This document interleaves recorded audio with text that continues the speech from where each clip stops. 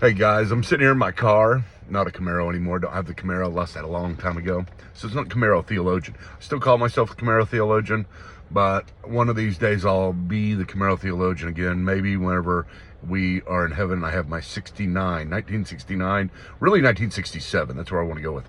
But that doesn't matter. I wanted to talk about a little bit about the Credo House. Once again, Credo House is a coffee shop, a theological coffee shop that, let's just put the vision out there like it's brand new. A theological coffee shop that is invested in the community, not just in one single church, but every church. Is interdenominational. It's broadly evangelical. It is for anybody to come to. Say there's a church that is really good at evangelism but doesn't have much theological training. Most of the churches don't have that much theological training. This is a place where you can come get trained theologically, just like you went to seminary. You can come there on Tuesday nights. You can go through the courses, the formal courses, just like you were in seminary. You can come watch the scholars that we bring in. It is an amazing place, but it's also a place of fellowship, a very comfortable, warm environment where you have theologians all over the place, theologians hanging on the wall. You've got, a tour that I can do through the Credo House that will walk you through the history of theology. It's just basically, whenever you walk in the place, you're going to feel different. It's going to feel different.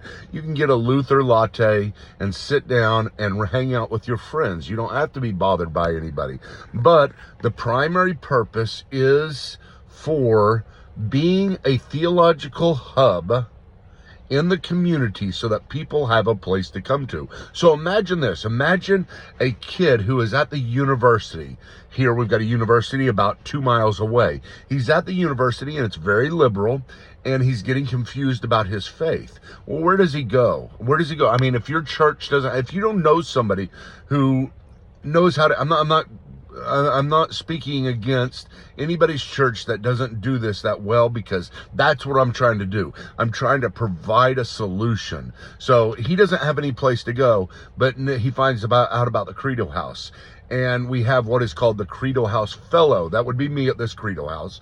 But if we started other Credo Houses, the Credo House Fellow would be somebody who is trained, who is passionate, and who is focused upon theology and apologetics and helping people work through the theological difficulties. He could come here and he could always know this is the place that I can come to. It creates an evangelical background music to the culture, to where people begin to realize you can't mess with Christianity because God made too big of a footprint. He is a God who is a historical God. He is a God who wants us to know him and love him with all of our mind. Let him who rejoice, not rejoice in his horses or his chariots, but rejoice in this, that he understands and knows me. And so that's what we're trying to do, is give the glorious understanding of God, the wonderful understanding, the exciting. I mean, it just gives me chills to think about it whenever I think about people who are coming to a broader understanding finally. They finally have a realization that you can really believe what you believe. You don't just have to believe it, but you can really believe it and be completely convicted of it, and therefore, based upon that conviction, put your whole life into it. I'm not saying you have to have perfect conviction to have perfect I